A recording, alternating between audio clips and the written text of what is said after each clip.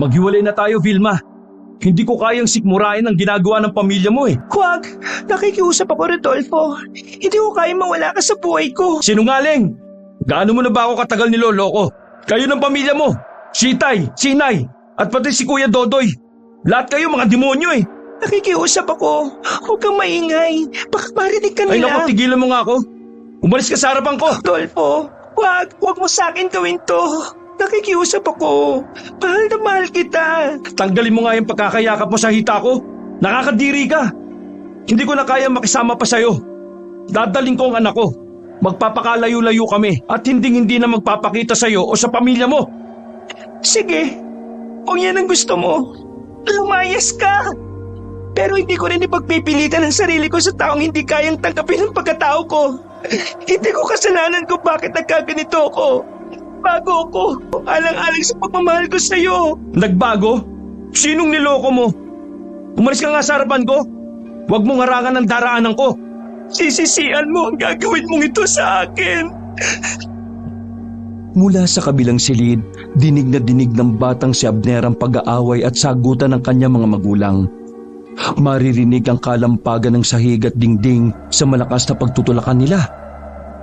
Ang 10 taong gulang na bata ay naiintindihan na ang matinding komosyong nagaganap sa kabilang silid. Pero hindi niya alam kung ano ang dahilan ng matinding pag-aaway ng mga magulang. Ang boses ng kanyang ama't ina ay puno ng galit. Ang mga salita'y tila mga kutsilyo na humihiwa sa puso niya.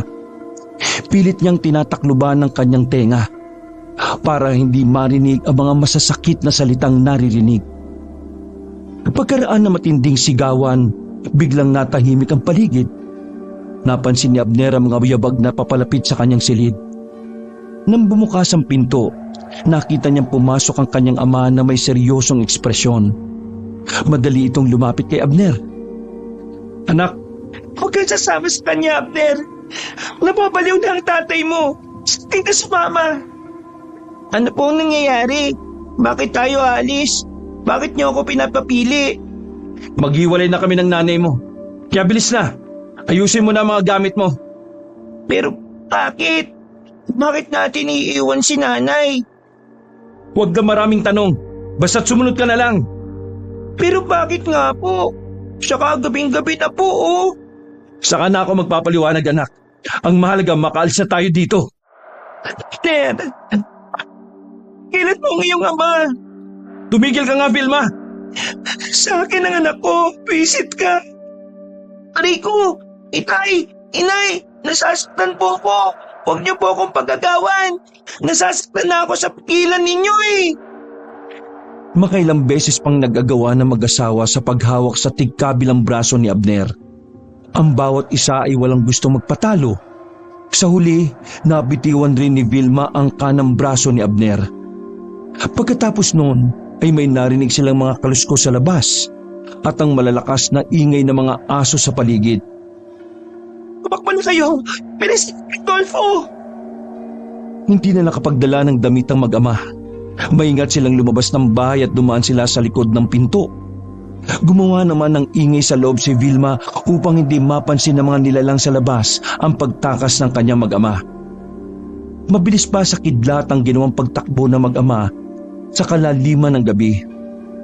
Tanging ang bilog na sikat ng buwan ang nagsisilbi nilang ilaw sa madilim na sulok ng kalsadang yon. Humihingal at takot na takot ang kanyang ama habang mahigpit ang pagkakahawak sa braso niya. Mas lalo itong nanginig sa takot nang mula sa itaas ng puno ay may isang malaking bayawak na pababa. Titig na titig ito sa kanilang dalawa. Itay, natatakot po. Huwag ka matakot. Poprotektahan kita sa abot ng aking makakaya. Tara na, bilisan na natin ang pagtakbo. Lalo rin bumilis ang pagtakbo ng kung anong gumagapang sa lupa. Kapag napapabangga ito sa mga malalaking puno, mabilis rin itong nakakaliko. Tila ba naaamoy sila at nasusundan ang kanilang mga bakas. Mas lalo pa nilang binilisan ang pagtakbo. Ngunit dahil sa pagmamadali, biglang natisod si Rodolfo sa isang nakausling kahoy sa daan. Bumagsak sila sa lupa. Dahil sa biglang pagkakadapa, ay nahablot niya ang anak. Nawalan din ito ng kontrol kaya pareho silang bumagsak. Otomatikong napalingon sila nang makarinig ng malakas na kaluskos mula sa likod. Ganun na lamang ang panlalaki ng mga mata ni Rodolfo nang makitang nakalapit na sa kanila ang isang napakalaking bayawak. Kasing laki na ito ng halos isang matandang buwaya. Alam ng lalaki na di yun isang ordinaryong hayop, kundi isang uri ng aswang na tinatawag na abwak. Ang aswang na kayang mag-anyong bayawak. Anak! Mabilis! Pero itay, paano po kayo?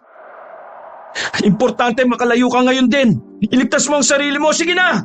Hindi po! Hindi ko po kayo iiwan dito! Huwag na tayo magdramahan dito, Abner. Takbo na! Kung hindi ka aalis, pareho tayo magiging hapunan ng aswang na ito. Kaya takbo na, anak! Hindi kaya tumakbo ka sa likod ng halaman ng yon. Bagyang napatras si Abner sa huling sigaw na yun ng kanyang ama. Natood siya at di nakakilos sa kanyang kinatatayuan. Sa isang iglap, nangyari ang hindi inaasahan. Ganun na lang ang panlalaki at mamimilog na mga mata't bibig ni Abner nang walang ano-ano'y may lumapit sa likuran ng kanyang ama. Ang kinatatakutang nilalang. Ang aswang na malabuwayang itsura at laki. Malaki ang mga ngipin, mahabang dila at malaki ang katawan. Ilang segundo lang ay nagpalit ito ng anyo. Katawang tao ngunit ang muka o ulo ay muka pa rin ng bayawak. Sobrang nakakatakot ang itsura dahil sa malademonyo nitong anyo. Tumutulo ang malapot nitong laway habang nakangising nakatayo sa likuran ni Rodolfo. Wala itong kaalam-alam sa aswang na handang kumain dito. Pero biglang may dumating din na isang nilalang na katulad ng itsura ng nauna. Ang naiiba lang ay may malulusog itong dibdib na balat din ng isang bayawak. Itinutulak nito ang aswang sa likod ng ama ni Abner. Pero malakas ang unang aswang na dumating at nagawa nitong matalo. Umalingaw-ngaw ang sigaw ng batang lalaki nang masaksihan nito ang walang awang pagkakaluray-luray ng katawan ni Rodolfo. Nakita ni Abner kung papaanong ikinalat ng aswang ang mga lamang loob ng kanyang ama sa lupa at walang awang nilantakan yon sa harap niya. Nanginginig ang buong katawan ni Abner ng mga sandaling yon, nang parang nagbabantang tinitigan siya ng aswang. Halos maihipa siya sa kanyang short. Pigil na pigil niya ang kanyang paghinga habang nagbabaga mga mata nitong nakatitig pa rin sa kanya. Sinikap niyang maihakbang ang kanyang mga paa, ngunit nabigo siya. Naninigas ang kanyang katawan dahil sa matinding takot. Nay! Mabilis na nilundag ng aswang si Abner. Tangkang sasakmalin siya, ngunit mabuti na lang mula sa kadiliman ng damuhan, biglang sumulpot ang aswang na kanina'y natalo. Hindi alam ni Abner kung ang aswang na ito ay nais siyang ipagtanggol o kung gusto rin itong kainin ng kanyang katawan at nakikipag-agawan lamang sa aswang na lumapas sa kanyang ama. Wala nang inaksayang panahon si Abner.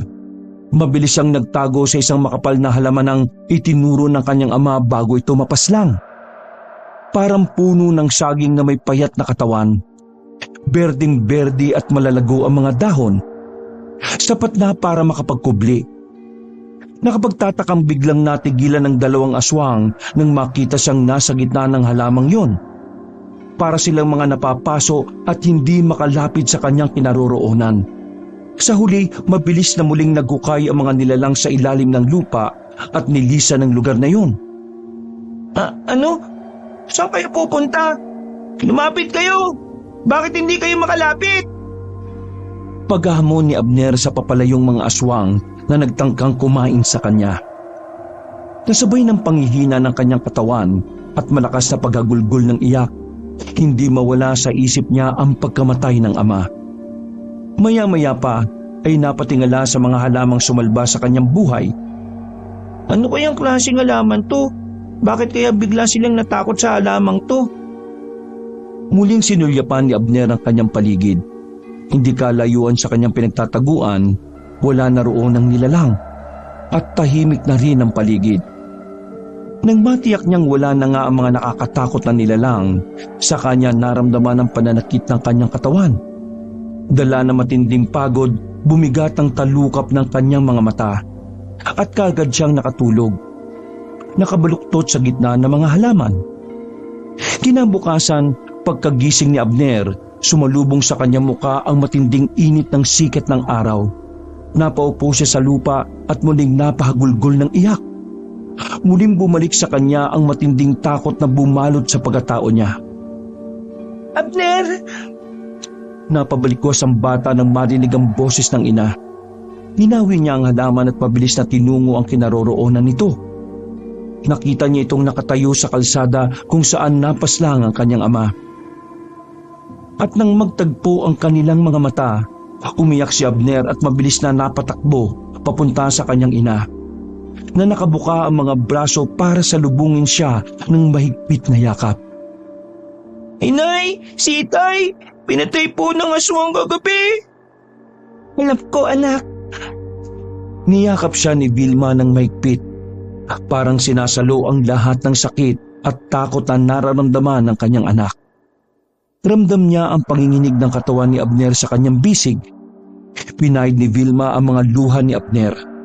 Kahit siya mismo'y hirap itago ang sarili niyang luha. Mabuti na lang at walang nangyari sa iyong masama. Huwag ka mag-alala, anak. Nandito ko at hindi kita pababayaan. Inay, sumbong po natin kay Kapitan. Hindi po ako makakapayag na hindi maparusahan ng aswang na yon. Kailangan niya magbayad sa ginawa niya kay Itay. Oo, anak. Kailangan nilang magbayad. Gagawin natin ang lahat para makuha ang hustisya para kay Itay mo. Tara na. Nasabay na natin ang natitirang labi ng iyong ama. Ang boses ni Vilma ay may halong puot at determinasyon. Alam niyang wala na silang babalikan sa dati nilang buhay. Pero handa siyang harapin ang anuman para sa kanilang mag-ina. Habang naglalakad sila pabalik ng kanilang tahanan, mahigpit na magkahawak kamay, ramdam ni Abner ang init ng yakap ng kanyang ina. Pero alam niyang may bahagi ng kanilang buhay na hindi na mabubuong muli. Paano na po tayo, Inay? Wala na si Itay. Paano tayo mabubuhay nang wala siya? Hindi ko alam, anak. Pero pangako ko, gagawin natin ang lahat para mabigyan ng hustisya si Itay mo. Hindi tayo susuko. Hindi kita pababayaan, Abner. At kapag nailibing na ang Itay mo, aalis tayo sa lugar na ito. Po, saan po tayo pupunta, Inay? Sa bahay ng aking mga magulang, anak. Malapit lang dito ang kanilang tahanan. Kaya hindi ka masyadong malulungkot kapag naalala mo ang iyong ama. Pwede ka pa rin bumalik dito kung gusto mo. Pero Inay, ang alam ko po malayo yun at nasa gitna ng gubat. Baka po maraming nakatirang aswang dun eh. Huwag ka mag-alala, anak. Ligtas tayo sa lugar na yon. Huwag mong ipahalata na natatakot ka sa mga aswang. Opo, Inay, pero ano po bang uri ng aswang ang kumain kay Itay? Hindi ko rin alam, anak, kung anong uri ng nilalang sila.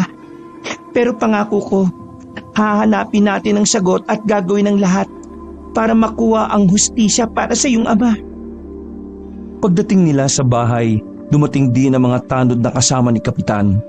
Masusing ininspeksyon ng mga natirang laman ni Rodolfo, pati ang pugot na ulo ng kanyang ama.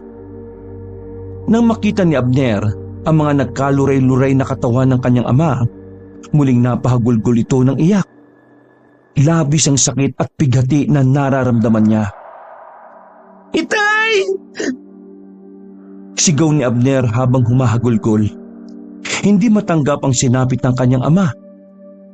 Tama ba ang batang ito? Siya ang nakasaksi sa pagkamatay ni Rodolfo. Opo, Kapitan. Nasaan ka ba nung nangyari ang pamamaslang? Magkagalit kasi kami ng asawa ko kaya nagkahiwalay po kami ng gabing yon. Kasama ni Rodolfo si Abner at ako naman ay naiwan sa bahay. Hindi ko alam na ganito na po mangyayari sa asawa ko. Napayoko si Vilma.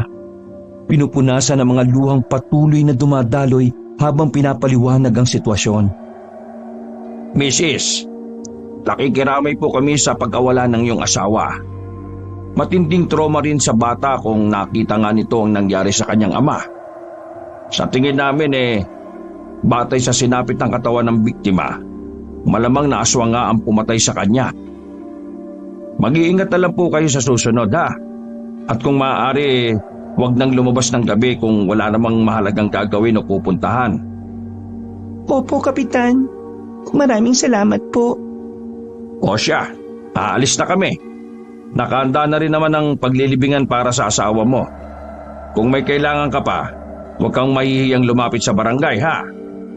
Maraming salamat po, Kapitan. Kung may kailangan kami, tsak na makikipag-ugnayan kami sa inyo.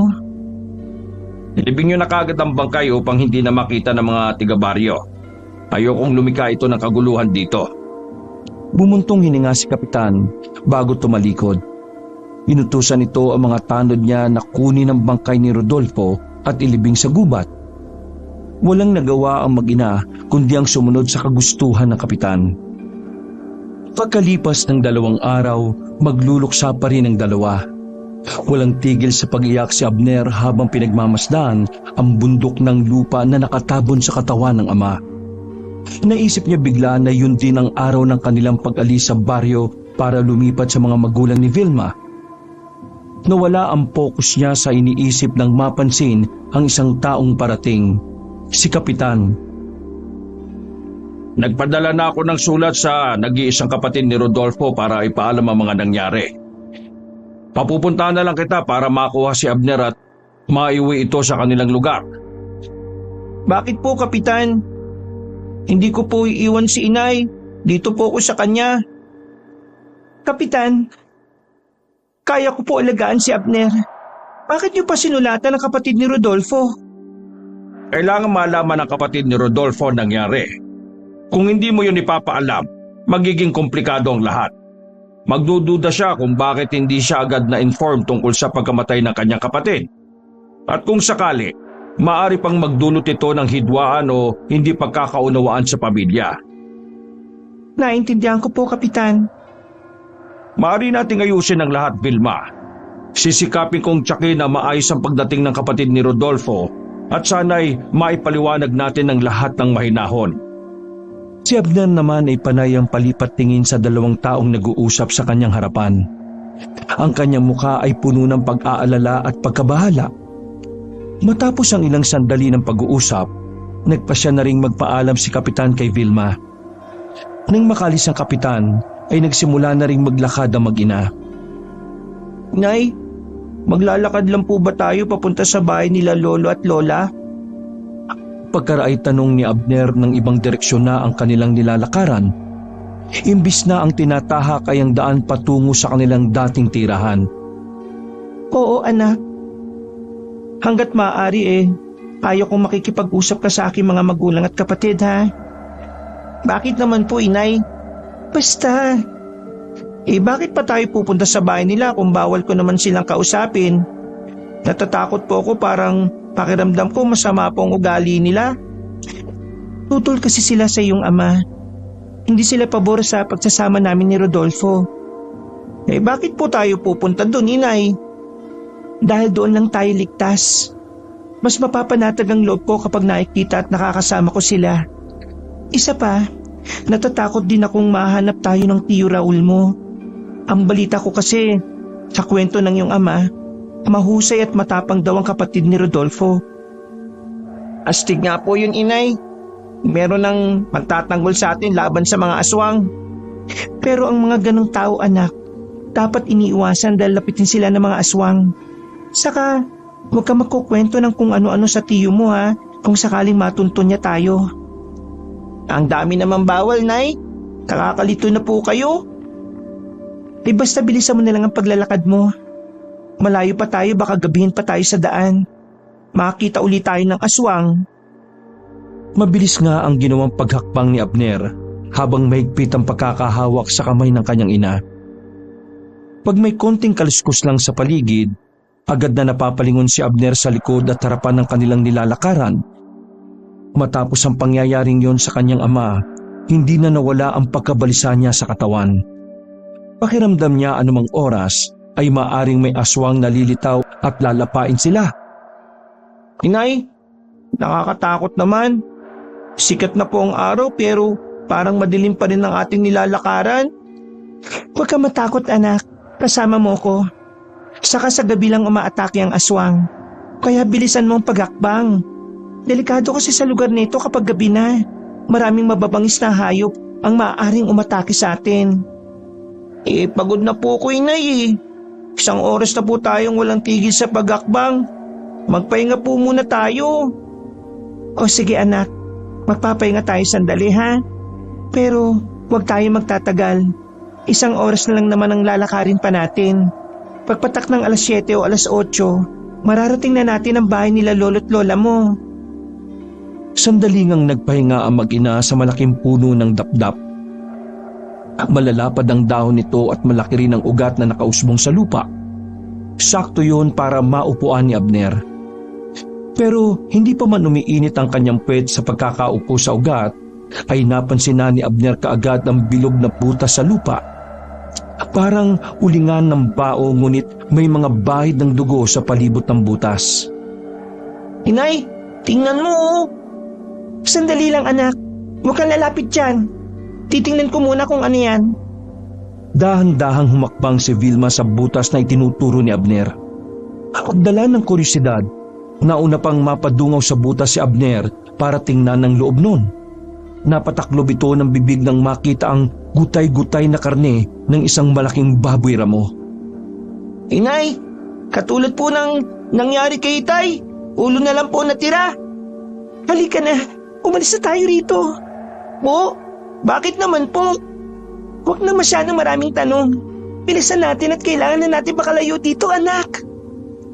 Mabilis ang ginawang pagkilos ni Abner para sumunod sa nagmamadaling ina.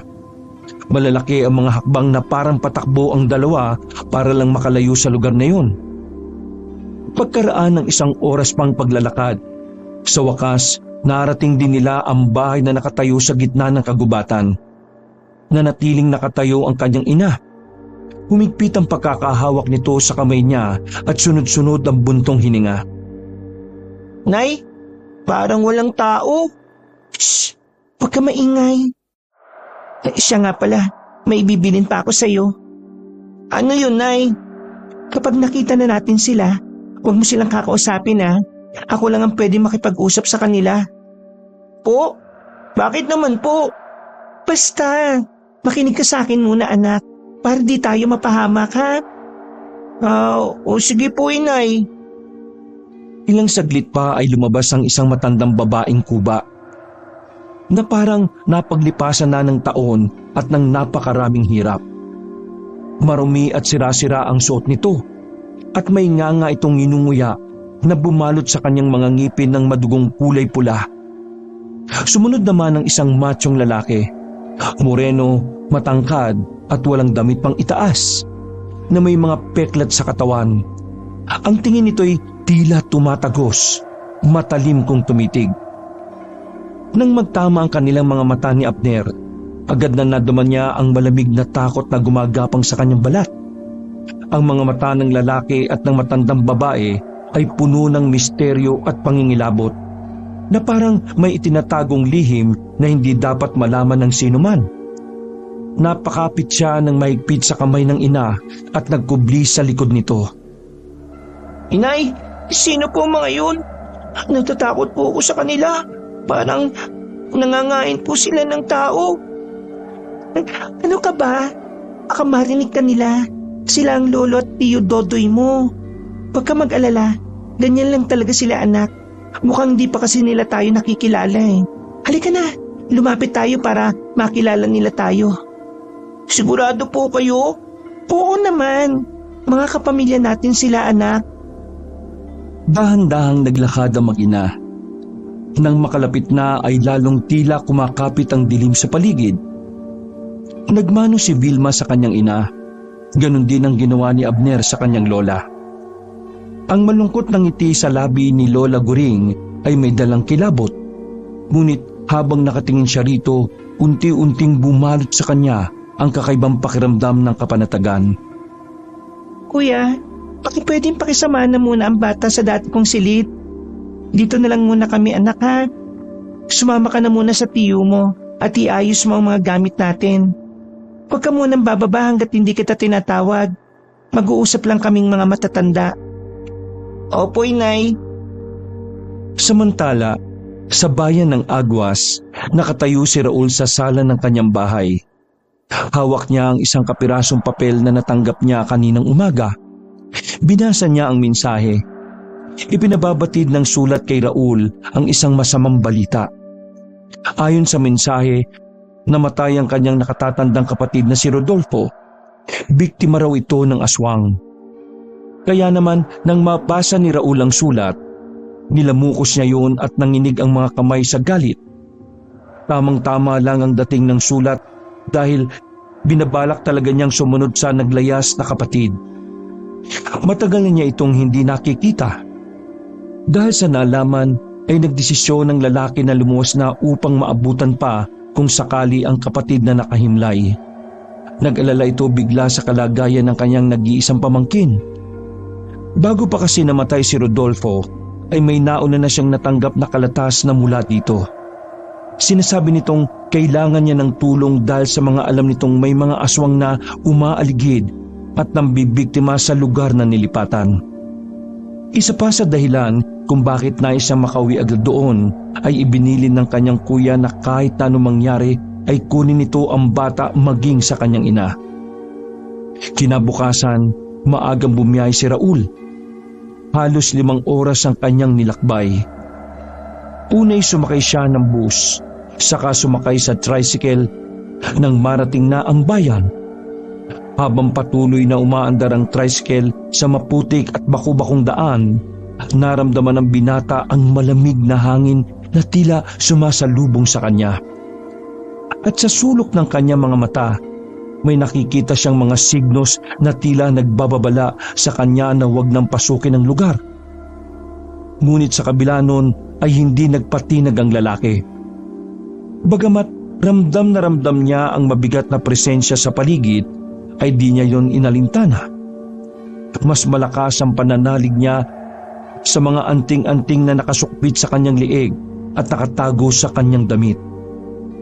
Bakit kaya napadpad si kuya sa ganitong klaseng lugar? Ang weirdo naman ng lugar na ito. Hindi kaya ako naliligaw? Nang dumating na siya sa baryong nabanggit sa sulat, bumaba siya sa harap ng isang lumang bahay na tila inabandona na. Ilang saglit ay may dumaang matandang babae na may bitbit na batya na puno ng labahin. Nakapatong ito sa kanyang ulo nang hindi hinahawakan ng kamay. Manang, ito po ba yung lugar ng Hapinpin? Parang mali po yata yung aking lugar na napuntahan eh. Hindi ka naman naligaw, iho. Ito naman talaga ang baryo Hapinpin. Taga saan ka ba? Bakit ka napadpad dito sa amin? Ako po si Raul. Kapatid po ako ni Rodolfo. Ikaw pa lang nakababatang kapatid ng namayapang si Rodolfo. Hay, sumalangit nawa ang kanyang kaluluwa. Alam mo, nakakaawang kinahinatnan ng iyong kapatid. Nilapa siya ng aswang at nasaksihan niyo ng kanyang nag-iisang anak. Kawawa talaga. Alam niyo po kung nasaan yung pamangking ko? Nako, hindi na eh. Balita ko umalis silang mag-ina pagkatapos na mailibing ang kuya mo. Sayang naman po. Akala ko maabutan ko pa sila. Hindi ko na pala talaga siya makikita. Nakikiramay ako sa pagluluksa mo. Yan nga pala ang bahay ng kuya mo. Yang abandonadong bahay na yan. Ay sige po, salamat po sa impormasyon. Tapos kung kailangan mo pa ng ilang detalye, pwede kang pumunta sa tanggapan ng aming kapitan na matatagpuan sa bandang dulo ng daang ito. Puntahan mo siya doon at magpakilala ka sa kanya.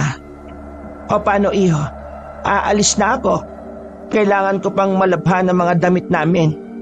Ay, sige ho. Maraming salamat po sa inyo. Hindi na muna siya tumuloy sa bahay ng kapatid, bagkus ay tinungo niya ang direksyong sinabi ng babae na papunta sa bahay ng taong nagpadala sa kanya ng sulat. Naglakad siya hanggang sa marating ang punong tanggapan ito. Wala ring katao-tao maliban sa 2 tanod na magkaharapang nakayupyup.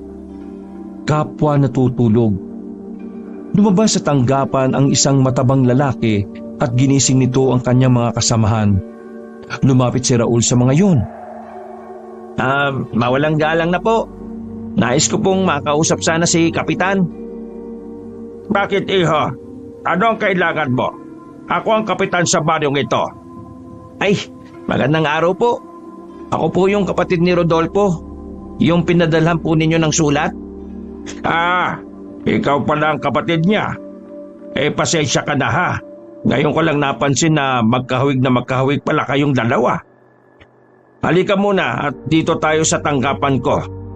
Doon tayo sa loob mag-usap. Sige po.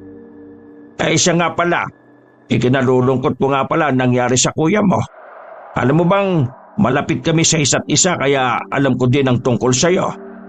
Palagi kanyang naikukwento sa akin Siya rin ang nagbigay ng address mo at ibinili niya na sulatan kita kapag may nangyaring di inaasahan. Kaya nga po napakasakit ng nangyari sa kanya. Kaya lang, hindi mo na naabutan Nailibing din kasi siya kaagad. Pero pwede mong bisitahin ang puntod niya kung gusto mo. Pasasamahan kita sa mga tanod ko.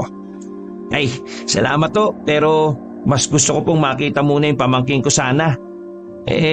Baka alam po ninyo kung nasan sila naroroon ngayon. Alam ko kung saan ang daan papunta sa lugar nila. Pero sobrang layo at halos nasa dulo na ng gubat. Mga 1 oras na lakaran siguro. Pwede niyo bang ituro sa akin? Alam mo, sa totoo lang hindi ko talaga inaasahan na lilipat ng tirahan ng mag-ina. Wala silang pasabi. Pero naisip ko kaya sila lumayas dahil nalaman nila na darating ka at kukunin ang bata sa kanya. Ayaw ko naman pong manghimasok sa desisyon sana ng ina. Pero kailangan ko po kasi siyang makausap Ibinilin sa akin ni Kuya na hanggat maaari makuha ko yung bata. Ibinilin na rin sa akin yan ng kuya mo dati. Kaya nga pinadalang kita kagad ng sulat ng mangyari ang trahedyang yon. Kaso hindi ka na talaga umabot Pero ituturo ko sa iyo ang daan. Para kung desidido kang puntahan sila, mapupuntahan mo. I-sketch ko na lang. Pero kailangan mong mag-ingat ha. Delikado ang papunta doon. Maraming mga mababagsik na hayop na maaaring makasakit sa iyo. Ay, wag ho kayo mag-alala. Kaya ko po ang sarili ko. Naniniwala po ba kayong aswang ang pumatay sa kapatid ko? Yung kasi ang naging pahayag ng bata. Siya lang ang naging saksi sa pagkamatay ng tatay niya. Alam mo, pese na talaga yung mga nilalang na yan kung talagang sila talaga ang may kagagawa ng mga pagpatay Nasisira ang magandang liderato ko dahil dito Kalunos-lunos talaga ang sinapit ng kapatid mo. Kaya ipinagpalagay na rin talaga namin na aswang nga ang may kagagawan. Kung ganun baka nasa panganib din ng mag-ina. Di naman siguro. Siya nga pala. May mga bit-bit ka bang pangontra ng aswang dyan? Pangontra po ng aswang? Bakit yun naman po naitanong? Kasi sinabi ko na delikado ang pagpunta sa lugar na yun, di ba? Pero alam mo, mas delikado kasi kapag may mga bit-bit na anting-anting yung mga nagpupunta dito. Mas lalo kasi nagiging malapit ang baryo namin sa mga masasamang nilalang May paniniwala kasi kami na ang mga tao, kapag may agimat, tila siya magnet ng mga aswang at iba pang masasamang elemento. Malas ang anting-anting dito. Kaya ayaw naming madamay. Wala po akong anting-anting. At saka, hindi ko po alam kung paano magpagana ng ganoong bagay Ang medalyong suot mo, para saan ba yan? Nangunot ang noo ni Raul sa narinig. Nang tingnan niya ang bandang dibdib, ay napansin nga niyang nakalabas na pala ang kanyang medalyon nang hindi niya namamalayan. Ito po ba? Hindi ko po alam kung para saan ito Binili ko lang po bilang, alam niyo na, pampapogi sa chicks. Mabuti naman. Ano po? Wala. Teka, iguguhit ko na yung sketch ng daan papunta sa bahay na sinasabi ko sa iyo kanina pa. Habang ginagawa yun ng matandang kapitan, ay lihim na nagmamasid at nakikiramdam ang binata. Hindi niya inamin ang totoo sa taong yun dahil sa isip ay sinasabi niyang palaging walang dapat na pagkatiwalaan kapag nasa bagong lugar. Bagamat ito ang nagbalita tungkol sa naging kamatayan ng kapatid, ay di naman niya din pwedeng sabihin dito ang tungkol sa kanyang misyon. Maliban sa pagkuha sa kanyang pamangkin. Nakisakay na lamang siya sa mga sinasabi ni Kapitan at iniwasan niyang mag-isip o magduda maski kaunti sa kanya ito. Nag-ingat siyang labis sa kanyang mga ikinikilos. Nang marinig niya ang kwento ng Kapitan, ay di siya nabahala. Dahil kahit anong klase ng aswang ang kanyang makaharap, ang anting-anting na tangan niya ay ang pinakapaborito niya sa lahat. Alam niyang mabibigyan siya nito ng tamang liksi at lakas na maaari niyang magamit kapag nakaharap na niya ang aswang. Eto na. Pasensya ka na talaga ha. Gustuin ko mang samahan ka hindi naman pwede dahil nga sa walang may iwan dito sa barangay para magbantay. Wala pong problema, Kap. Ito po ay isang malaking tulong na po sa akin. Salamat po. Aalis na po ako. Sige. Ulit. Nakikiramay ako ha. Magpahinga ka muna. Naglakad siya pabalik sa abandonadong bahay ng kapatid.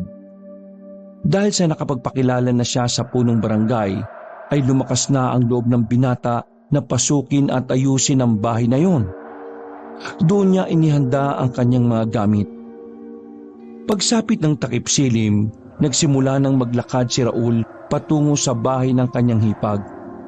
Bitbit lamang niya ang isang pirasong flashlight na siya lamang niyang gabay sa madilim na landas. Pinili niyang maglakbay sa ganitong oras ng gabi dahil alam niyang doon niya maaabutan ang mga taong nais niyang makita. Kung sakaling sila'y nasa kanilang mga tahanan. Habang papalapit na siya sa bukana ng gubat, narinig niya ang malalakas na usapan at tawanan mula sa di kalayuan. Agad niyang nilingon ang kanyang pinanggalingan at nakita niyang may ilang kalalakihan na papalapit sa kanya. Ang mga ito'y may dalang mga flashlight at malalaking bombilya na nagbibigay ng liwanag sa madilim na paligid. Hindi rin nakalampas sa kanyang paningin ang matutulis na kawayan na tanga ng mga ito. Nang maaninag niya ang kanilang mga muka, mabilis niyang nakilala ang isa sa kanila, si Kapitan Dario. Ikaw? Nandito ka pa? Anong ginagawa mo rito? Magandang gabi po, Kapitan. Ngayon ko kasi pupuntahan yung pamangkin ko Aba, at bakit naman gabi, iho? Delikado ang daan papunta roon, lalo na't kapag sumasapit ang gabi. Hindi ko kasi ako naniniwala sa mga aswang, Kapitan, kaya ayos lang ako. Samahan ka na lang namin sa bandaryan. Pero hindi ka namin masasamahan hanggang sa bahay nila, ha? Salamat to. Pero wala pong problema sa akin. Siya nga pala. Bakit ba napunta si Rodolfo sa barong ito, Raul? Hindi po kasi naging maganda ang buhay pag-ibig ni Kuya sa lugar namin Lumayo siya para kalimutan ng kanyang unang naging asawa na nagpakamatay. Kung gayon pangalawang asawa lang pala si Vilma. Alam mo bang dahil sa pagmamahala nila itinakwil ng pamilya niya si Vilma. Nagtanan kasi sila Ganun po pala ang kwento ng pag-ibig nila. Nagsimula na silang hingalin sa paglalakad. Malimig na rin ang hamog ng paligid at tahimik na ang madilim na gabi. Nakiramdam si Raul sa kanyang mga kasamahan. Nasa 1 oras na silang naglalakad at tila kampante ang mga kasamahan sa paghalughog ng mga damuhan. Para lamang naglalaro kung susuriin, hanggang may nadaanan sila na isang tumpok ng lupa. May krus ito sa itaas at nakalagay ang isang bulaklak ng sampagita na nalantana dahil sa ilang araw na pagkakabilat. Siya nga pala, Raul. Ayan yung libingan ng kapatid mo. Ha? Teka, bakit dito? Wala bang sementeryo ang lugar ninyo kaya dito na lang siya nilibing? Nag-iisa lang siya dito Para namang siyang aso na inilibing na lang sa hukay ng lupa. Pasensya ka na. Wala kasing kakayahan si Vilma na gastusan ng pagpapalibing sa asawa niya. Alam mo bang sa lugar na ito din namatay ang kuya mo? Dahil sa narinig ay naging malikot ang mata ni Raul. Ngunit pagkadakay, tila naramdaman niyang nanghina ang kanyang tuhod dahilan upang siya ay mapaluhod. Doon nagsimulang maglandas ng kanyang mga luha. Napatakot siya ng lupa sa libingan ng kanyang kuya Rodolfo. Hanggang dito na lang kami, iho. Maiwan ka na namin dahil roronda pa kami sa buong baryo. Hahayaan ka na lang muna namin na makasama mo ang iyong kapatid. Opo, sige. Salamat po, Kap. Umalis na ang kanyang mga kasama. Naiwan na siyang mag-isa sa lugar na yon. Kagad niyang napansin ang halamang nasa gilid ng daan. Kilala niya ang halamang yon. Isang puno ng tagbak. Tatayo na sana si Raul upang tingnan ang halaman sa tabi ng libingan. Ngunit napahinto siya nang marinig ang mabangis na huni ng isang hayop mula sa kakahuyan. Bagaman ang tunog ay nakakatakot at tila nagbabanta, hindi ito nakaapekto kay Raul tulad ng inaasahan. Imbis na matakot ay naging alerto lamang siya at naging mas mapagbatsyag sa paligid.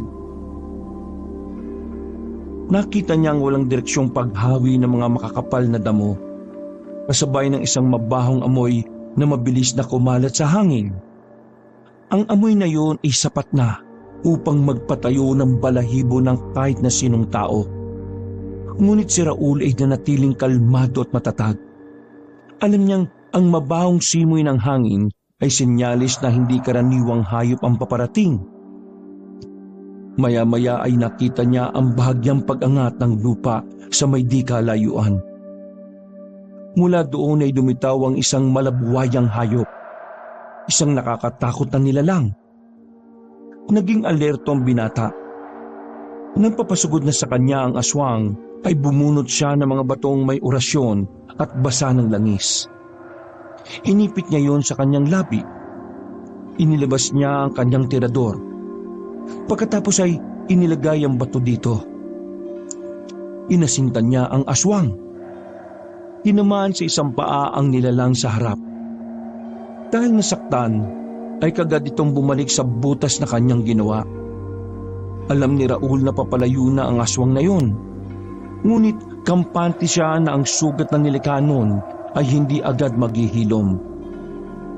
Putik, mga abwak pa lang narito.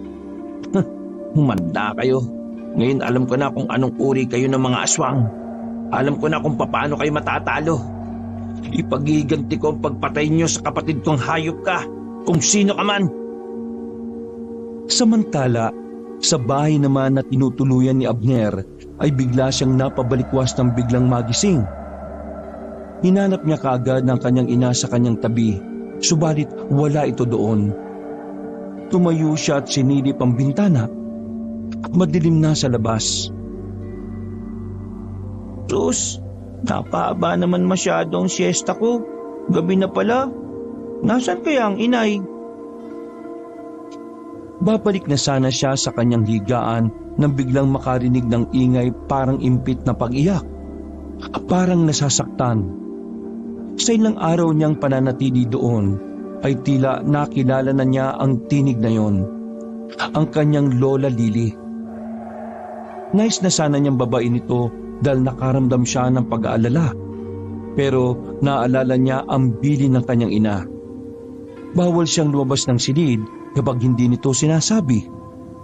Bawal din siyang makipag-usap sa mga ito. Mabuti na lamang at nasusunod pa rin niya yon. Pasalamat na lang din siya at hindi rin naman siya pinakikialaman ng dalawa at parang wala lang siya sa tahanang yon. Pinakinggan na lamang niya ang kanyang tiyo. Pero ilang sandali lang ay nabosesa naman niya ang kanyang ina. Ano kasi ang nangyari sa iyo, inay? Sino ang may gawa nito sa iyo? Grabe ang sugat mo. Di ko kayang pagalingin. Parang hinuhukay nito ang iyong laman eh. Ang walang yang iyon. Napuruhan ako. Buisit. Ay, dahan-dahan lamang, Vilma. Lintik na napakasakit eh. Kailangan natin itong gamutin kaagad. Huwag kang gagalaw. Sige na, gawin mo na, Vilma, nang matapos na itong paghihirap ko sa lintik na sugat kong ito. Magbabayad ang taong yon sa ginawa niya sa akin. Magbabayad talaga siya. Bakit naman kasi lumabas-labas pa kayo eh? Sinabi ko na nga po kasing delikado pa. Nakakainip eh. Gusto ko lang namang gumana at magdiwaliw, tapos ganito. Aray, grabe. Nanunot naman ang sakit nito. Konting tiis na lang po, Inay. Kahit di magilom ng tuluyan, kahit man lang po mabawasan ang sakit nito. Tumahimik ang mga nag-uusap. Maya-maya ay napakinggan ni Abner ang mabibigat na hakbang paakyat. Pagkatapos noon ay bumukas ang pinto ng kanyang silid. Nakita niya ang kanyang inay na may hawak na mga panggamot ng sugat. Oh, gising ka na pala. Nagigising ko lang po. Narinig ko po kasi kayong nagkakagulo sa babae. Ano po ba nangyari? Wala yun. Nasugatan lang ang lola mo kasi makulit eh. Kawawa naman po siya. Bakit po siya nasugatan? Nagyawa kasi ng gulay sa kusina. O tapos, bakit dami-dami mong tanong? Kulit mo din Parehas kayo ng lola mo. Kasi po parang narinig ko kanina na may kagalit kayong tao eh. Akala ko po may nanakit na kay lola. Tapos narinig ko din si Tio Dodoy. Parang nagwawala sa galit eh. Ay nako, tama na yan. Tigilan na natin ang usapan na ito. Nasagot ko na ang tanong mo, anak, diba? Pasensya na po, Nay. Ay, siya nga po pala. Kailan po kaya darating yung kapatid ni tatay? Ket, inaantay mo ba? Gusto ko po siyang makita at makilala eh. Alam mo, kung sa akin lang anak ayoko nang makilala mo ang tiyo mo. Ayoko nang maghiwalay tayo. Ikaw na lang ang meron ako. Sana dumito ka na lang at wag kang sasama sa kanya maski anong mangyari. Matapos mawala ang tatay mo, hindi ko gusto na pati ikaw mawala sa akin. Kung mapapaliw ako, hindi ko naman po kayo iiwan eh. Salamat kung ganun. Ngayong natanggap na uli ako at napatawad ng nanay ko, mainam na dumito na lang muna tayo. Huwag po kayong mag-alala. Maski tiyo ko siya di ako sasama sa kanya. Hindi ko naman po siya kilala eh. Dahil sa sinabing yun ng kanyang anak, ay napayakap ang ginang sa kanyang anak. Ginantihan naman yun ni Abner ng mas mahigpit at puno ng pagmamahal na yakap. Anak, patawarin mo ako ha. Pakiramdam ko kasi kasalanan ko nangyari sa iyong ama. Pero wala naman pong may kagustuhan sa nangyari, Inay eh. Ang mga nilalang na yun, sila ang may kasalanan. Pinaslang nila ang tatay ko. Pagbabayaran po nila yon sa tamang panahon. Anak, ang pagiganti, hindi yun ang sagot. Hindi mababawasan noon ng sakit ang pagkawala ng tatay mo. Paano ko papalampasin ang ginawa nila kay tatay? Hindi ko kaya magpatawad, Inay. Kailangan kong gawin to para sa kanya, para sa atin. Kung gagawin mo yan, baka ikaw naman ang susunod na mawala sa akin. Hindi ko kakayanin na pati ikaw ay mawala sa akin. Gusto mo ba ng mainit na kape o sabaw ng inasimang karne? Sige po, Inay. Parang bigla po ako nagutom eh. Saka lang kumawala sa pagkakayakap si Abner sa kanyang ina. Ngunit bigla itong natigilan. Inay, bakit parang mainit ang katawan nyo? May lagnat po ba kayo? Ha? Wala naman, anak. Baka dagdag ako kanina sa pagluluto. Sige na, kukuha muna ako ng mainit na sabaw para sa'yo. Huwag kang bababa ng bahay ha. Opo, Inay. Hihintayin ko po kayo dito. Matapos maramdaman ang init ng kanyang katawan, napansin ni Vilma ang pagkabalisa sa mga mata ni Abner. Ngunit hindi niya ito pinahalata. Bagkus ay pilit niyang ngumiti at tumalikod upang ihanda ang sabaw para sa anak. Mabilis din itong nakabalik. Bit-bit niya ang isang malaking mangkok na may lamang sabaw at karne. Kagad na naamoy ni Abner ang mabangong sabaw. Heto na anak, kumain ka na. Ang laki po ng butoy, Nay. Ano po bang karne ito? Ito yung alagang kalabaw ni Kuya Dodoy. Kanina kasi, nadatnan niyang nakabig dito sa puno ng pinagtalian niya. Mahal na mahal niya yun. Kaya imbis na masira, niluto ko na lang. O sige na, humigop ka na ng sabaw. Masarap yan, anak. Inilapag ni Vilma ang mangkok sa gilid ng katre sa ibabaw ng lamesa. Agad namang kinuha ni Abner ang kutsara at tinikman ng sabaw. Wow, Nay! Ang sarap po ah! Salamat naman at nagustuhan mo ang luto ko, anak. Gusto mo ikuha pa kita ng kanin? Sige po. Habang pumipit si Vilma upang kumuha ng kanin, napansin ni Abner na tila may kakaibang lasa ang sabaw. Bagamat masarap, ay parang may nalalasahan siyang kakaibang sangkap na di niya mawari. Pagbalik ng kanyang inay ay kaagad niya itong sinabi. Nay, bakit parang ibang lasa ng sabaw? Ha? Talaga ba? Kaluluto ko lang yan ah. Ano ba yung nalalasahan mo ha? Parang may kakaibang anghang, saka parang ang bango-bango po. Tapos, napakalambot pa ng karne. Tila natutunaw sa dila ko eh. Yun ba? Akala ko naman kung ano na. Huwag ka mag-alala. Ligtas na kainin yan, anak. Hindi kita ipagluluto ng pagkain na pwede mong ikapahamak. Sige na, kain na. Hindi ba masarap? Napakasarap nga po, inay eh. Ang sarap po.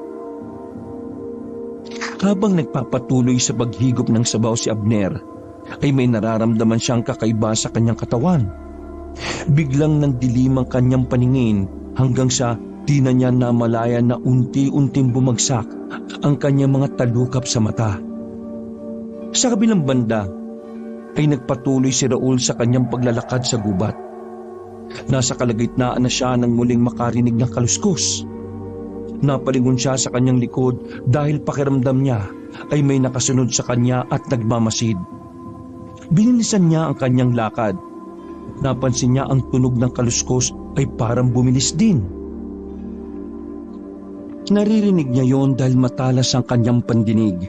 Malakas na agad ang kutob niya na meron talagang sumusubok sa kanya. Magpakita ka! Hindi ako natatakot sa'yo! Lumabas ka! Hanapin mo ako! Akala mo ba matatakot mo ako? Magpakita ka na! Wala akong oras para sa mga duwag na kagaya mo! Ang mga damo sa paligid ay nagsimulang gumalaw. Parang may mabigat na bagay na gumagapang sa ilalim nito. Inihanda ng antingero ang kanyang sandatang tirador. Magpakita ka, hayop ka! Isang malakas na ungol ang umalingaw-ngaw sa katahimikan ng gubat. Tumugon ito sa tila paghahamon ng binatang antingero. Ang lupa sa paligid ay tila nayanig at ang mga damo ay patuloy sa pagdalaw. Alam na ni Raul na hindi na tao ang kanyang hinahamon. Hindi rin isang hayop. Ito ay mas matindi at mas mapanganib. Wala ka na bang ibang kaya kundi ang manakot? Wala akong pakialam kung sino o ano ka. Lalabanan kita! Bago pa man mas makapaghanda si Raul, isang malaking bayawak ang sumugod. Ang mga mata nito ay naglalagablab sa galit. Isang malakas na tunog ang umabot sa kanya. Isang matinding ungol na parang nauulol. Mabilis na dinamba siya ng bayawak. Nakagat siya nito sa paa at bumaon ng malaki nitong pangil. Agad na namanhid ang kanyang mga paa. Mabilis siyang nag-isip at umusal ng isang malakas na orasyon. Kasunod nun ay inilabas niya ang kanyang medalyon at agad na idinikit yon sa katawan ng kanyang kalaban. Parang namang nagulat ang bayawa kaya ito napabitaw sa pagkakagat. Malinaw na sa akin ngayon na hindi lang isang abwak ang meron sa balyong ito. Mukhang marami kayo ah. Hindi na ako magtataka na talagang napaslang niyo ang aking kapatid. Pero kung sa tingin mo madali mo din ako makakalaban, nagkakamali ka. Muling sumulong ang abwak pasugod sa kanya. Napatras ang antingero. Subalit Ang inaakala niyang pagsugod ay di rin naman natuloy dahil naging sorpresa sa binata ang biglang pag-atras nito at mabilis na pagtakas. Hoy! Ano nangyari? Bakit umuurong ka? Hoy! Bumalik ka dito! Napakbilis ng pangyayari. Ilang segundo lang ay tuluyan nang nawala sa paningin ni Raul ang bayawak. Sa halip, isang bagong aswang ang sumulpot mula sa dilim. Malusog ang dibdib nito at napatunayan niyang isang babaeng bayawak ito. Inilabas ni Raul ang suot na medalyon at ipinakita yon sa papalapit na aswang. Nang makita ng nilalang ang medalyon, mabilis itong tumakbo papalayo tulad ng nauna. Matapos ang mabilis na labanan at ang pag-alis ng aswang, muling naglakad si Raul. Umaasang makikita ang hinahanap niyang bahay. Sa wakas, sa kabila ng kanyang pinagdaanan ay sa dilo ng daan ay may nakita na rin siyang bahay. Ang bahay na ito ay kapag nilapitan ay di ka agad mapapansin dahil sa natatakpan ng malalabay na puno at matataas na damo. Ito ay may 2 palapag at tila maayos. Ngunit may pagkaluma ang itsura. Ang dingding nito ay yari sa kahoy. Ang pinto ay gawa sa matibay na kahoy. May mga inukit na detalye sa mga gilid. Ang nag-iisang ilaw na nasa labas ng bahay ay isang lumang lampara na may kumikislap na ningas. Ito ang tanging nagbibigay ng liwanag sa lugar na yon. Nakasabit ito malapit sa pinto. Siguro, ito na ang bahay na tinutukoy ni Kapitan. Sa wakas, makikita ko na ang pamangkin ko. Pinagmasdan mabuti ni Raul mula sa kanyang kinatatayuan ang buong paligid ng bahay. Wala naman siyang nakikitang tao o anumang bagay ang gumagalaw maliban sa mga nakasampay na balat ng hayop. Nilapitan niya ang bahay at saka nagtawag. Tao po! Tao po! May sumilip na isang magandang babae sa bintana. Yun ang nakita ni Raul. Sino ka? Anong ginagawa mo sa lugar namin sa ganitong oras ng gabi? Magandang gabi. May inaanap pa siya akong bahay. Maaari ko bang malaman kung ito yung bahay ni na Vilma? Hindi ito yun. Walang Vilma na nakatira dito. Umalis ka na. Ikaw ba si Vilma? Hindi nga sabi. Ang kulit mo ah. Umalis ka na. Walang Vilma dito. Bakit naman bigla ka nagalit? Marahil ikaw na nga yung hinahanap ko. Baka naman pwede mo akong patuloyin muna sa bahay ninyo. Siya nga pala. Para lang malaman mo, ako nga pala si Raul, ang nakababatang kapatid ni Kuya Rodolfo.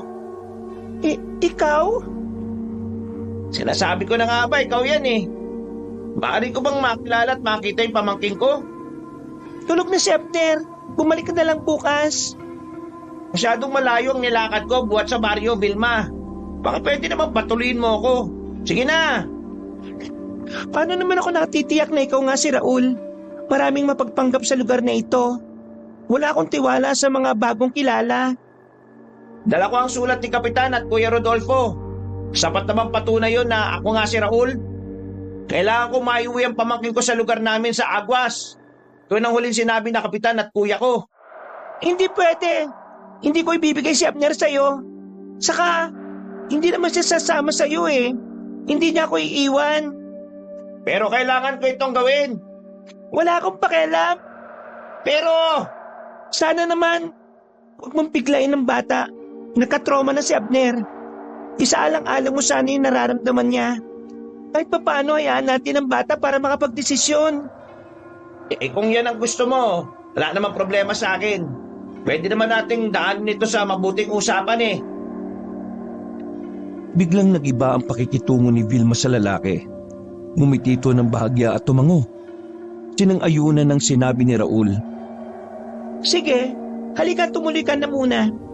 Pasensya ka na kung medyo nabigla ako ha. At napagtaasan kita ng boses. Wala yun, ayos lang. Ang layo ng nilakad mo. Bakit pinili mo naman pumunta dito ng gabi?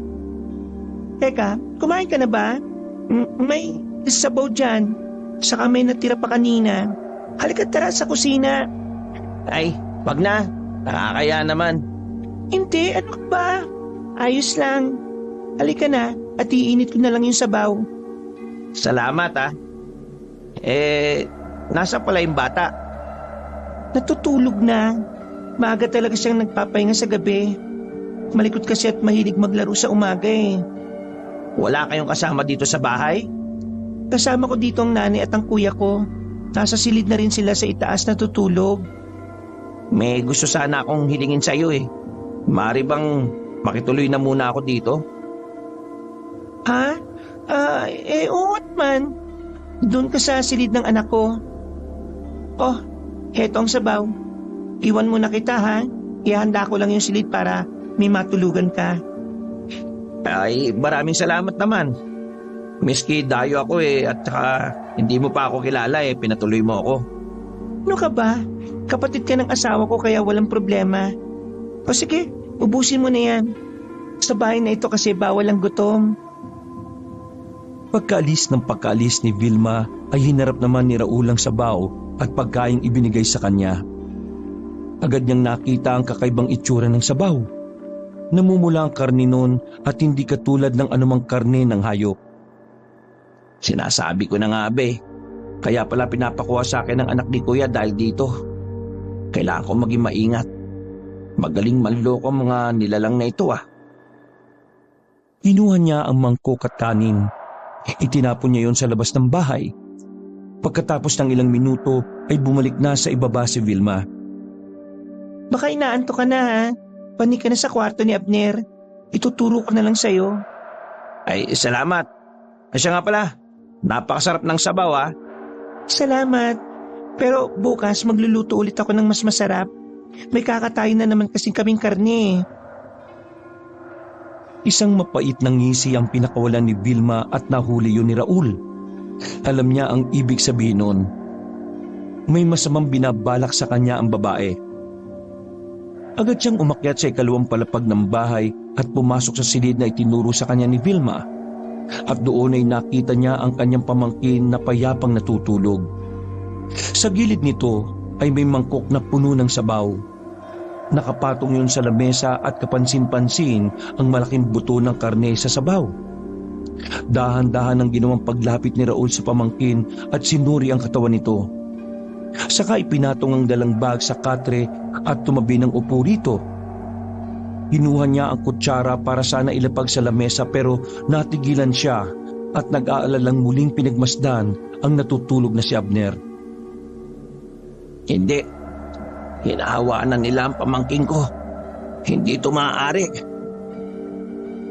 Dali-daling kinuha ni Raul ang mga dalang maliliit na botelya na may mga lamang iba't ibang klase ng langis. Pati ang medalyong ginawa niya para kay Abner ay mabilis niyang naisuot sa leeg nito. Binuksan din niya ang berdeng botelya at ipinainom ang laman nito sa natutulog na pamangkin. Pagkalagay sa labi ay nagkulay rosas ang bibig nito, tanda na may kung anong laso ng nainom ni Abner para mawalan ito ng malay at magmukhang tulog. Ilang saglit lang pagkaraan ng pagpapainom niya, naubo ang bata at iminulat ang mga mata. Napabalik ko siya nito ng bangon at nagtatakang napatitig sa kanya. Si Raul ang unang nagsalita. Ako ang tiyo Raul mo. Kapatid ako ng iyong ama. Ikaw si Abner, hindi ba? Po, ikaw po ang tiyo ko. Ako nga. Natanggap ko ang sulat ni Kapitan, kaya ako napapunta rito. Kailangan natin makalis sa lugar na ito sa lalo madaling panahon. Teka, ano ho ba yung ipinasuot nyo sa aking ito? Isa yung anting-anting na pagmamayari ng iyong tatay dati. Ibinibigay ko sa iyo ito bilang proteksyon. Halika na, sumama ka sa akin. Ilalayo kita sa lugar na ito. Ano? Hindi ako sasama sa iyo. Hindi ko iiwan ng nanay ko. Abner, makinig ka sa akin. Yung babaeng yon, hindi siya ang iyong ina. Sinungaling ka, hindi totoo yan. Shh! Huwag kang maingay. Baka marinig nila tayo. Mabuti pa magtulog-tulugan tayo para malaman natin ang katotohanan. Wala namang mawawala sa iyo, di ba, kung sakali. Magtiwala ka lang sa akin, Abner. Nakarinig sila ng kaluskos mula sa labas ng kanilang silid. Sa hindi malamang dahilan ay biglang sumunod sa kanya si Abner. Ipinikit niya ang kanyang mga mata at nagkunwaring tulog. Ganon din ang binata. Sinadya nitong mahiga sa sahig at magkunwaring doon na siya nawala ng malay. Ay, salamat. Nakatulog din. Ang daming satsat. Ano ka ngayon? Ay, nakakatuwa naman isipin na kahit nasa bahay lang ako kaya ko rin naman palang makapagbigay ng masarap na pagkain para sa pamilya. May papakain na naman ako kay Abner. Pagkasabi noon ay marahang naglakad na ang babae at tuling sinabi nito na kanilang narinig ay aantayin lamang nito ang kanyang kapatid para katayin si Raul. Nang makalis na nga ang ginang ay muling bumangon si Raul at nilapitan ng kanyang pamangkin. Nagbulungan na sila habang nag-uusap. Hindi ka dapat naririto, Abner. Alam mo bang ang pamilya ng iyong ina ay ang abwak na pumaslang sa iyong ama? Hindi totoo yan. Di yan gagawin ni Inay. Sa kanya ka pa rin ba maniniwala? Narinig mo ang sinabi niya, di ba? Ipapakatay niya ako. Kumakain sila ng tao, Abner. At alam mo yan, yung sabaw na pinapakain sa'yo ay karne ng tao mula sa mga nagiging biktima nila. Hindi pa rin ako kumbinsido. Umalis na po kayo. Huwag po ninyong guluhin ang puto ko. Pagmasdan mo ang hawak kong botelya, isa itong anting-anting na kung tawagin ay hubad maskara. Sa sandaling patakan ko ng likido ang mangkok, lalabas ang totoo niyang itsura. Teka, ano yan? Paanong tao yan O ano, naniniwala ka na ba sa akin? Yak, minajik mo ba yan? Bakit ganyan, Tiyo? Nasusuka ako. Kumain ako ng tao. Unti-unti ay nararamdaman ni Raul na nakumbinsi na niya si Abner. Nakikita na niya itong tumatango-tango. Ano pong gagawin natin ngayon, Tiyo? Kailangan natin makalayo dito kaagad. Maaari nating tunguhin yung lugar kung saan napaslang iyong tatay. May makakatulong sa atin doon, ang halaman ng tagbak. Ang halamang yun, tinatatakutan nila Dahil ang halamang yon ay parang kamandag sa kanila. Kaya nitong pahinain ang katawan ng abwak. Walang saysay ang makapal nilang balat kapag nasayaran yun ng dagta. Napapaso sila dito at kayang sugatan nito ang balat nila. Ipagiganti ko si Itay. Magbabayad sila. Madilim na ang paligid, ngunit hindi ito alintana ng dalawang kaluluwang nakatakas. Maingat silang lumabas sa bintana. Bawat galaw ay sinisiguro nilang walang ingay na makakagising kay Vilma. Habang unti-unti silang lumalayo sa bahay, lumakas ang tibok ng kanilang mga puso. Ang bawat takbang palayo ay may dalang kaba. Ngunit kailangan nilang magpatuloy. Tahimik ka lang, Abner Kailangan natin makalayo bago pa makaramdam si Vilma. Tiyo, gaano pa po tayo kalayo? Konting tiis na lang. Malapit na tayo. Nagpatuloy silang maglakad. Ramdam ni Abner ang pagod, pero pinipilit niyang hindi yun ipakita. Alam niyang kailangan nilang makalayo kaagad. Minsan ay nadadapa si Abner sa mga ugat na nakausli sa lupa. Ngunit agad siyang binabangon ni Raul. Hinahatak siya upang magpatuloy sa paglalakad. Tiyo, kinakabahan po ako. Huwag kang mag-alala. Hindi kita pababayaan. At kung sakali man na may lumapit na aswang sa atin, sigurado kong hindi ka nila basta masusugatan. Nangihina na po ko, Tiyo. Ha? Ano? Mabilis na sinalat ni Raul ang pisngi ng pamangkin. Ramdam ang malamig na balat nito sa ilalim ng kanyang palad. Tinitigan niya ang mga mata ni Abner. Naghanap ng anumang senyales ng kalmado.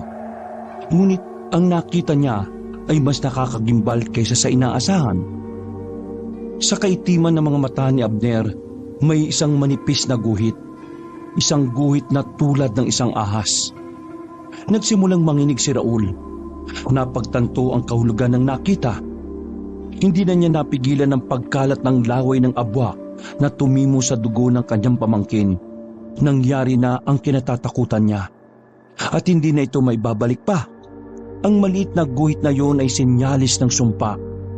Isang markang magbabago sa buhay ni Abner magpakailanman. Patawarin mo ako, Abner. Mukhang nahuli na ako. Bakit po, Tiyo? Ang mga mata mo, tulad na ng isang bayawak. Ano po? Katulad na ako nila? Hindi, ayoko po. Sunod-sunod na tango na lang ang naisagot ni Raul. Walang salitang kaya magpaliwanag sa bigat ng kanyang nararamdaman. Binuhat niya si Abner. Mahigpit na niyayakap ang payat na katawan ng pamangkin. At mabilis na tumakbo patungo sa puntod ng kanyang kapatid. Kahit na anong mangyari, kailangan mo makatakbo papunta sa tagbak. Tisin mo nakakapasok mga dahon sa balat mo, ha? Saglit lang yun. Dahil suot mo ang medalyon. Hanggat suot mo yan, hindi ka magiging abwak. Opo. Pagdating nila roon, nakita niya si Vilma. Nakatayo at tila naghihintay sa kanila. Kasama ang buong pamilya. Pag sinabi ko takbo, tumakbo ka, ha? Opo, tiyo. Alertong kinuha ni Raul ang mga botelya na nasa bag. Isa-isa niyang pinagsasasaboy yun sa 4. Nagwala ang mga abwak at nag-anyong nakakatakot na itsura. Takbo! Mabilis na tumpo si Abner papunta sa mga halaman. Habang pinagmamasdan ang pagbabagong anyo ng kanyang pamilya. Sa pagkakataong ito, nakilala niya ang 2 nilalang na pumaslang sa kanyang ama. Inay, ikaw nga. Nakikilala po kita. Ikaw yung isang aswang na nakita ko kagabi. Humagulgol si Abner habang ang galit ay bumabalot sa kanyang puso. Samantala, si Raul naman ay nakikipagtagisan ng lakas sa isang malaking abwak. Hawak niya ito sa lieg at sa isang iglap, walang kahirap-hirap na binali ni Raul ang lieg ng aswang na pinaniniwalaan niyang ina ni Vilma. Umatungal ang mga taong bayawak nang makitang napaslang na ang kanilang ina. Nagbago ng anyo si Vilma at hinarap nito ang kanyang anak na noon ay nagtatago sa likod ng mga halamang tagbak. Anak, lumabas ka na dyan. Hindi ko pa nasasaktan sa halamang yan. Patulad ka na namin. Halika, ipagtanggol mo ko. Tulungan mo ako, anak. Niloloko ka. Ikaw ang pumatay kay Itay. Kayo ng buong pamilya mo. Nag-anyong abwak muli si Vilma. Hiner, kumuha ka ng dahon dali at iagis mo sa akin. Hindi ko po kaya, tiyo. Nasusugatan na po ako sa mga dahon ito. Kagat napansin ni Raul na may mga sugat na nga si Abner sa kanyang braso. Tanda na talagang kumalat na nga ang kamandag ng kalaban sa kanyang katawan. Unti-unti nang tinatanggap ng kanyang katawan ang lahat ng mga katangian ng isang pagiging abwak. Labanan mo, sumpa, Abner! Labanan mo! Tiyo, hindi ko na po kaya. Lalabas na ako. Sa pagdalis niya sa likod ng mga halamang yon, ay naging mabilis ang kilos ni Vilma. Agad niyang sinugod si Abner. Mabuti na lamang ay naging maliksi si Raul. Sa isang iglap ay nakalapit siya sa ginang at nahawakan ito sa buntot. Sa taglay niyang lakas ay naihagis niya ito sa malayo. Muli siyang umusal ng dasal at nag-orasyon. Itinaas niya ang kanyang medalyon at habang nasisinagan ito ng kaunting sinag ng buwan ay tila nagkakaroon ito ng kakaibang kapangyarihan. Nasusugatan ng mga abwak na nakakakita ng sinag. Nagsimulang magdugo ang mga braso ni Abner. Nang makita yon ni Raul, ay muli niyang itinago sa kanyang damit ang kanyang medalyon.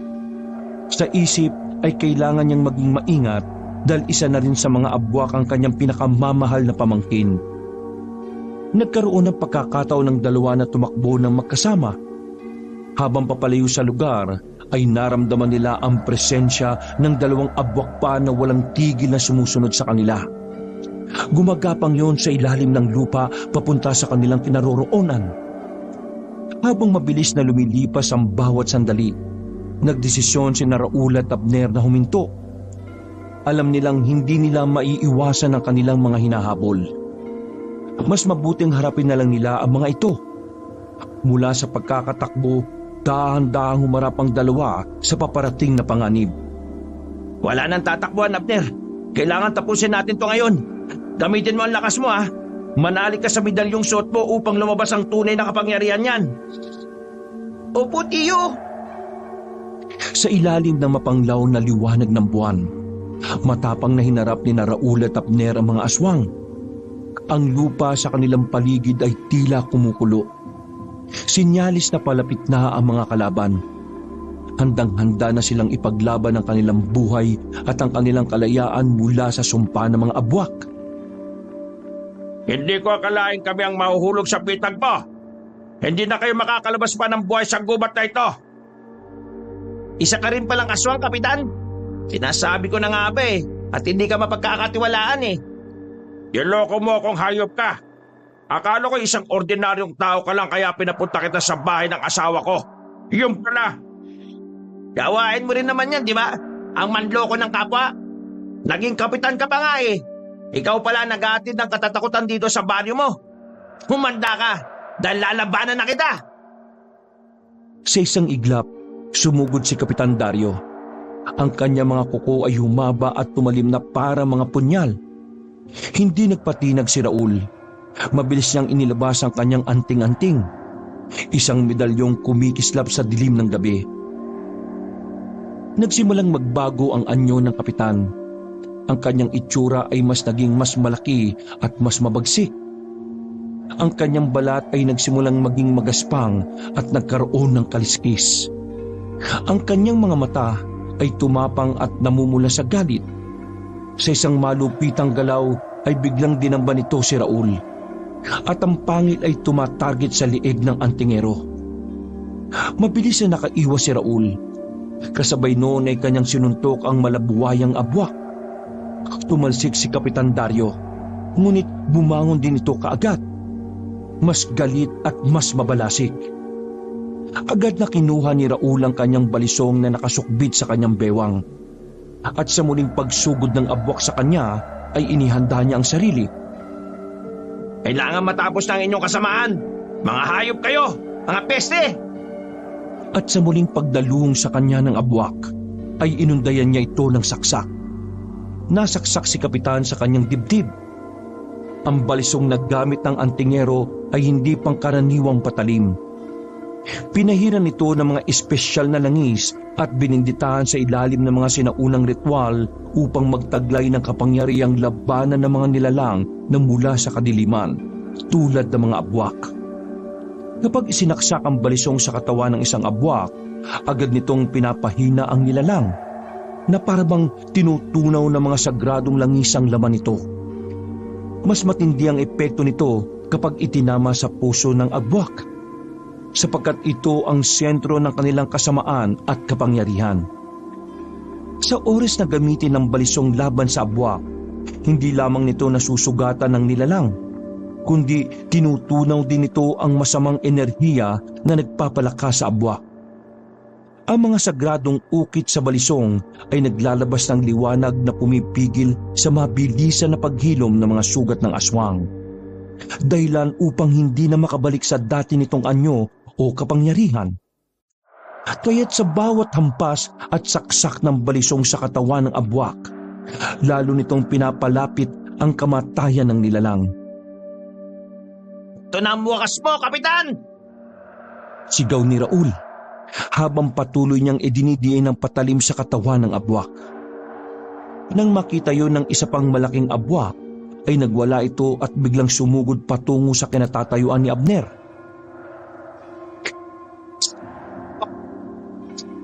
Yung Kuya Dodoy, kung makakalaban mo! Biglang bumalik sa alaala ni Abner ang gabing napaslang ang kanyang ama. Naalala niya ang dalawang abwak na naglalaban noon na inakala niyang nag-aagawan sa kanya. Doon lang niya naisip na kung hindi dahil sa pangalawang abwak, ay malamang na hindi siya nakaligtas noon o makakapagtago sa halamang tabak. Tama na, hindi ba sapat na pinatay mo si Rodolfo? Ngayon ay ang aking anak naman, hindi kita hahayaan. Galit na galit ang anyo ni Dodoy. Bagamat puro ungol at sigaw lamang ang kaya nitong gawin, alam ni Vilma na sinusumbatan siya nito. Biglang nagbago ng anyo si Dodoy. Lumaki ang kanyang katawan. Humaba ang mga kuko. Nagngangalit siya. Handa nang atakihin si Vilma. Hindi nagpakita ng takot ang babae. Sa isang mabilis na kilos, nagbago rin siya ng anyo. Ang kanyang mga mata ay nagbaga at naglabasa ng matatalim na pangil sa kanyang bibig. Agad silang nagbanggaan. Ang mga tunog ng kanilang mga kuko ay narinig sa buong kagubatan. Nagsasalpukan ng kanilang mga kuko at pangil. Hindi nagpatinag si Dodoy. Sumugod siya muli, ngunit si Vilma ay mabilis na umiwas. Bago pa man siya makabawi, sinugaban ni Vilma ang balikat ni Dodoy at tinampas siya ng malakas sa lupa. Nagpupumigla si Dodoy, ngunit si Vilma ay buong lakas na tinapakan ng kanyang dibdib. Pilit siyang pinipigilan. Hindi na kita papayagan pang saktan si Abner. Sa isang mabilis na kilos, gamit ang lahat ng natitira niyang lakas, sinaksak ni Vilma si Dodoy sa dibdib. Gamit ang kanyang matalim na mga kuko. Ang kirot ay bumalot sa buong katawan ni Dodoy at unti-unti siyang nanghina. Mahal ko ang aking anak, kuya. Awa. Sa huling pagsiklab ng lakas, nagawang itulak ni Dodoy si Vilma palayo. Ngunit pagkatapos noon ay unti-unti na siyang nawalan ng lakas at nawala na rin ang kanyang buhay. Masakit para kay Vilma ang kanyang nagawa, subalit alam niyang yun lamang ang paraan upang protektahan si Abner. Lumapit ang bata sa kanya at agad siyang niyakap. Sa kabila ng lahat ng naganap, ang pagmamahal ng isang ina, kahit hindi niya tunay itong ina, ay nagwagi. Inay, hindi kayo masama kagaya ng iniisip ko. Patawarin mo ko, anak. Alam kong alam mo na rin na hindi ako ang totoo mong ina. Pero mahal kita at itinuring kitang anak. Natakot ako na baka saktan ka nila kaya ginawa kitang isang abwak. Minahal ko ang iyong ama, pero wala akong nagawa para labanan ang aking ama. Nalaman ni Rodolfo ang lihim namin kaya pinagplanuhan siyang paslangin ng aking mga kapamilya.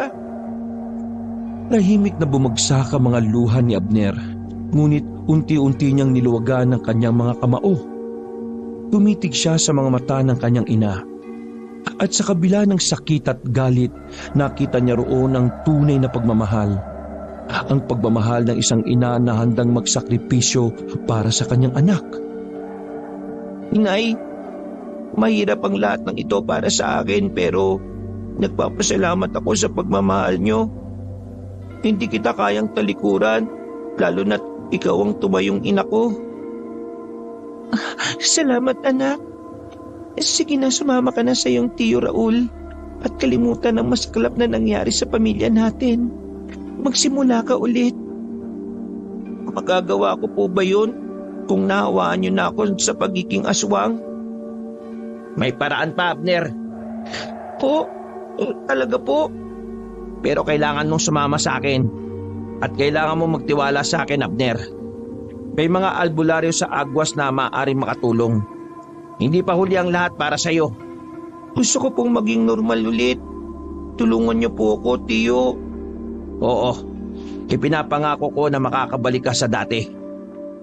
Inay, sumama na po kaya kayo sa amin. Ayoko pong iwan kayo dito eh. Kung may pagkakataon pa po na mabago ang lahat, gusto ko pong kasama ko kayo. Sumama na po kayo sa amin ni Tiyo Raul. Hindi ko po kayang iwan kayo dito na mag-isa. Abner, anak, gusto kong maniwala na may pag-asa pa para sa ating lahat.